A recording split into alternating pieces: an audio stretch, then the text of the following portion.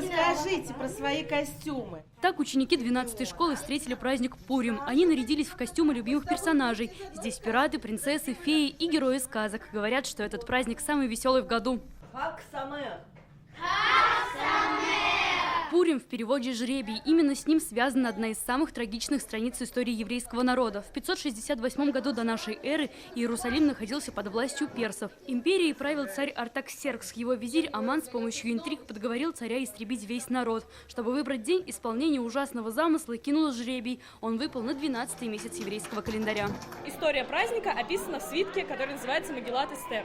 И это такая сказочная легенда о том, как евреи сначала хотели сжечь, получается, а потом царица, которая вышла замуж за царя того времени, она, получается, спасла всех евреев тем, что она вот была такая милосердная, благородная и попросила своего царя, осмелилась попросить своего царя этого не делать. Я и мой дядя Мордехай направили всем евреям послание о том, что наш народ должен отмечать этот праздник из поколения в поколение.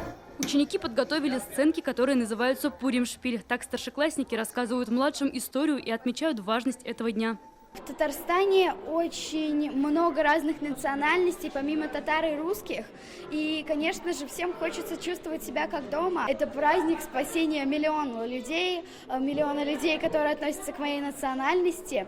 И вот поэтому я сегодня специально, не боясь того, что будут смеяться, вот так вот загримировалась, чтобы прочувствовать всю эту радость. Очень веселый праздник, мне он очень нравится, и поэтому сегодня я выбрала специальный веселый образ модели Ив Сен-Лоран, и я думаю, что мне удалось повеселить маленьких детей. Нужно знакомиться с традициями различных народов, уважать друг друга, уважать эти традиции и знать их, понимать, насколько это возможно, язык и корни. И тогда не будет страха перед людьми, которые говорят на другом языке. После представления ученики отведали традиционное угощение уши Амана. Они похожи на татарские ушпушмаки, но со сладкой начинкой, маком или вареньем. Важно, чтобы участниками были все. И наши любимые ученики, наши уважаемые учителя и наши дорогие родители. Это часть учебного процесса, это часть воспитательного процесса. Она является обязательной, и дети с удовольствием, и учителя, и администрация школы с удовольствием принимают участие. Мы одно целое, мы школа Мишпахтейну. С иврита это переводится «наша семья». Еврейский праздник Пурим – один из важнейших в иудаизме. Его традиционно празднуют в синагоге и в семейном кругу. Ляна Бахтиева, Лесин Саитова, ТНВ, Казань.